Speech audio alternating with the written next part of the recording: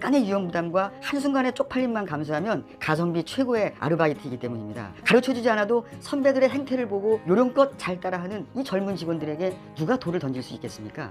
그런데 그렇게 수십 년 동안 제재가 강화되어 왔는데도 초과근무 수당 부당 청구 문제가 반복되는 것이 이상하지 않습니까?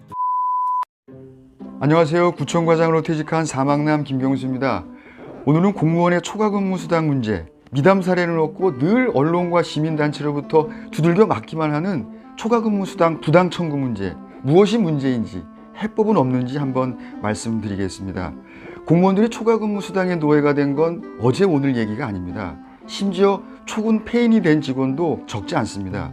물론 부정수급을 해서라도 초과근무 수당을 챙기려는 공무원들을 지칭하는 것이지 모든 공무원이 그렇다는 말씀은 아닙니다. 그런데 문제는 여전히 부정수급 사례가 생각보다 심각하다는 것이죠. 처벌 규정이 없는 것도 아닙니다. 공무원 초과근무 수당은 관련 규정에 일일 4시간 그리고 한 달에 57시간까지 지급할 수 있습니다. 그리고 거짓이나 부정한 방법으로 초과근무 수당을 지급받았을 때는 관련법에 따라 부당 수령액의 2배에 해당하는 금액을 가산해서 징수하도록 하고 있습니다. 그런데 그럼에도 불구하고 고참이든 신참이든 공무원은 초과근무 수당의 유혹을 뿌리치기가 쉽지가 않다는 것이죠. 아주 조금만 발품을 팔고 약간의 유연 부담과 한순간의 쪽팔림만 감수하면 가성비 최고의 아르바이트이기 때문입니다. 가르쳐주지 않아도 선배들의 행태를 보고 요령껏 잘 따라하는 이 젊은 직원들에게 누가 돌을 던질 수 있겠습니까? 요즘은 세상이 급변해서 언론과 시민단체의 감시는 더욱 매섭고 집요해졌습니다. 한 기관의 자료를 통째로 요구하는가 하면 매복과 잠행도 수시로 이루어집니다.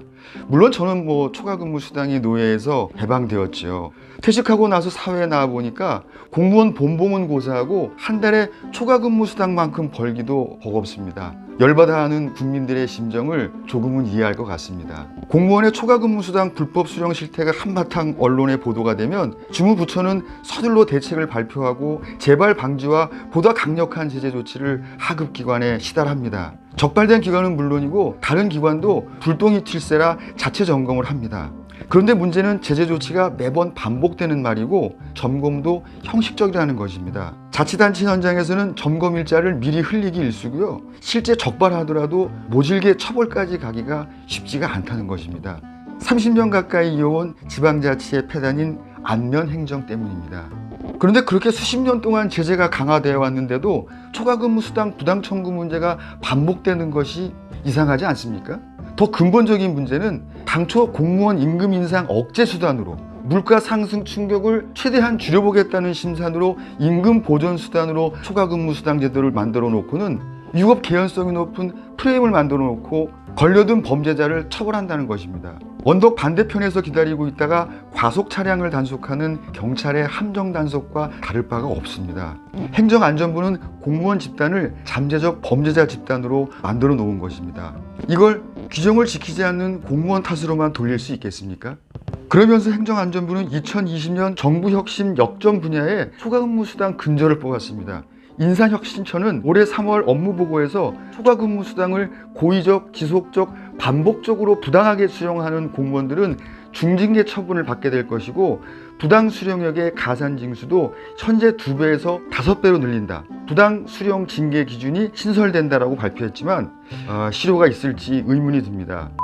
정부는 초과근무 수당 문제 해결을 위해서 근본적이고 다각적인 시각에서 더 많은 고민이 필요해 보입니다. 행정은 업무의 양과 범위가 끊임없이 확대되어 가고 있지 않습니까? 그 속도도 더 빨라지고 있습니다.